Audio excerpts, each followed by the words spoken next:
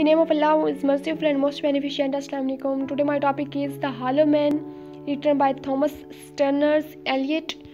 ये एक पोएम है जो कि टी.एस. एलियट ने लिखा है. हम इस राइटर को थॉमस स्टर्नस एलियट के शॉर्टकट बनाते हैं. इसको हम यूँ भी कहते हैं टी.एस. एलियट पढ़ते हैं. Born in September 26, 1888, died in January 4, 1965. Famous for two poems. इनकी दो poems बहुत ज़्यादा फेमस थी अपने एज में.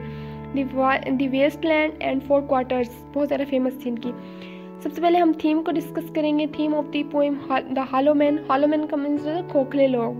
अब हम इसका थीम देखते हैं. The hollow man describes a dissolute world populated by empty defeated people. Though the speaker describes this people as dead and the world they inhabit as the underworld. Means उसके writer हमें इस poem में ये बताना चाहता है कि लोग इस दुनिया में हैं लेकिन वो बहरे हैं, वो गूंगे हैं, वो बोल नहीं सकते, वो सुन नहीं सकते, वो कुछ करने की अहलियत नहीं रखते हैं. इसी वजह से राइटर ने उनको द हॉलो मैन कह के पुकारा है.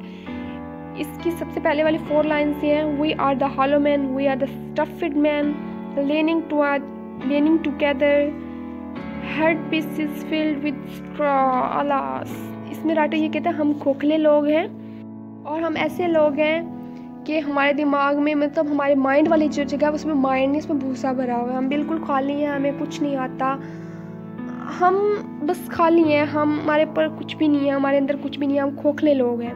इसकी समरी इन्हीं 4 लाइन से आपको थोड़ा सा कॉन्सेप्ट आ जाएगा कि इसमें राइटर कहना क्या चाहता है. बाकी आप समरी की लाइन्स टेक्स्ट को पढ़ेंगे, उसके बाद इस चीज़ को देखेंगे, बहुत अच्छे से चीज़ आपको समझ आएगी. Summary. The hollow man. Modern man have no spiritual life. Writer कहता है कि मॉडर्न मैन में कोई स्पिरिचुअल लाइफ है ही नहीं, वो बस इंसान है, ज़िंदगी गुजार रहे हैं. Their heads are filled with no wisdom. उनके इवन के राइटर जो दिमाग है उसको ब्रेन कहना, उसने ब्रेन का वर्ड भी यूज़ नहीं किया, उसने माइंड का वर्ड भी यूज़ नहीं किया. उसने सीधा कहा है we are the stuffed man, head piece is filled with straw. Means कि हमारा माइंड जो है भूसे से भरा हुआ, हमारे पास कोई अक्ल वगैरह नहीं है. दे सीम टू बी स्टफ्ड. हम भरे हुए लोग हैं लेकिन हमारे पास कुछ है नहीं. They are puppets because they are spending mechanical life. जिसके वो कहते हैं हमारे पास कुछ भी अपना नहीं है, हम जो लाइफ गुजार रहे हैं वो अपनी अंदाज में नहीं गुजार रहे. हमें जैसा कहा जा रहा है हम वैसा करते जा रहे हैं. मशीनी ज़िंदगी है, सुबह उठो, काम पे जाओ, वापस आओ. मीन्स उसकी एक ऐसी लाइफ है जो कि एक नॉर्मल इंसान स्पेंड करना नहीं चाहता आज के दौर. मीन्स उसके इस राइटर ने ये स्टोरी लिखी ही हमारे प्रेजेंट, मीन्स उसके लिखी है हमारे 20वीं सदी के लोगों के लिए कि ये एक चलती फिरती लाशें हैं, गोश्त पोस्ट के जिस्म हैं लेकिन इनके अंदर काम करने की सलाहियत नहीं है. इनके पास अपना कुछ नहीं है कि अपने माइंड से कुछ सोच लें, किसी काम को, बिगड़ते हुए काम को ठीक कर ले. नहीं. Without spiritual goodness they are merely soulless bodies. इनके अंदर रूहें नहीं है, बस जिस्म है एक.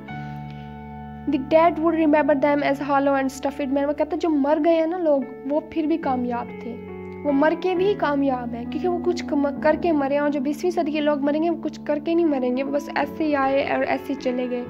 लाशें ही आई थी और लाशें ही वापस चली गई हैं. और the quality of dead was the new their aims. Means इसके जो मरे हुए लोगों से अगर हम अपना मुकाबला करें तो ये उनको पता है उनके एम्स क्या थे, उनको उस रास्ते का भी पता था जिस पे चल के उन लोगों ने अपने एम्स को अचीव करना था. 20वीं सदी के लोगों के पास राइटर टी.एस. एलियट के मुताबिक इनके पास ना कोई एम है, ना कोई वे है, ना इनका माइंड इतना काम करता है कि ये अपने एम्स को क्रिएट करें और उसको अचीव करने के लिए थोड़ा स्ट्रगल करें. They spend life to high ideals. ये मरे हुए लोगों की बात हो रही है कि उन्होंने अपनी लाइफ इस तरह से स्पेंड की है.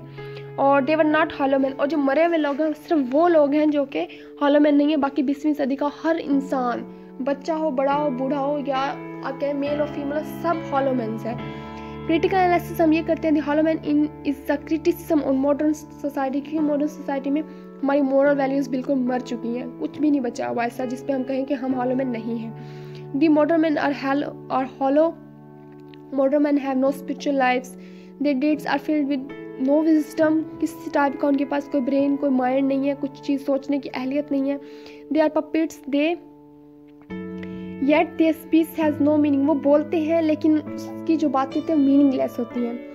इवन के हमारे लिए आप कह सकते हैं कि बहुत ज़्यादा शेमफुल पॉइंट ये है कि टी.एस. एलियट ने हमारी वॉइसेस को रैट्स एंड ड्राई ग्रास के साथ कंपैरिजन किया है. चूहों की आवाज़ कभी नहीं सुनी हमने क्योंकि वो बहुत मीनिंगलेस वॉइस होती है, हमें पसंद भी नहीं होती. और ड्राई ग्रास, उन्होंने इवन के वेट ग्रास, जो गीला घास, कुछ फ्रेश ग्रास को भी वर्ड यूज़ नहीं किया द हॉलो मैन में.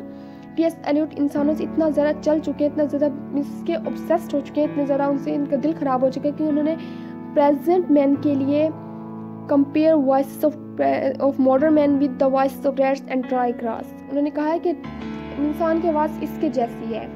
यही थी हमारी समरी इसकी और क्रिटिकल एनालिसिस के हॉलोमेंस होते क्या हैं और टी.एस. एलियट ने हमारे बारे में लिखा क्या है। लास्ट में कोटेशन के साथ हम अपने इस लेक्चर का एंड करेंगे। The hollow man don't follow me, I am the hollow man. इसी के साथ हमारा आज का लेक्चर ख़त्म हुआ। I hope that you understand it.